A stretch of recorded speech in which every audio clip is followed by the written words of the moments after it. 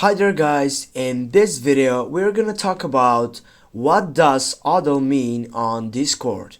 Firstly guys, the section of the Discord on ADL user status means that the user in question has not logged out of Discord but has not logged at or interact with Discord for a few minutes. If you're familiar with the term away from keyboard, Discord's ADL status is essentially the same thing.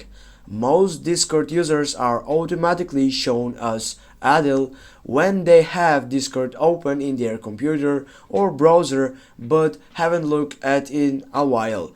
However, there is a way to set your Discord status to ADL manually, and here it is how. Firstly, go to your profile section by typing on your profile photo right down.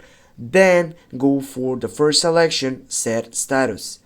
Right after then, as you can see on the second selection, you have an ADL option. Just click on it, and guys, we have done it. Thanks guys for watching. Don't forget to hit that like and share the video, and if you have some questions about this, please comment down below in the section. We are here to help you. See you soon guys.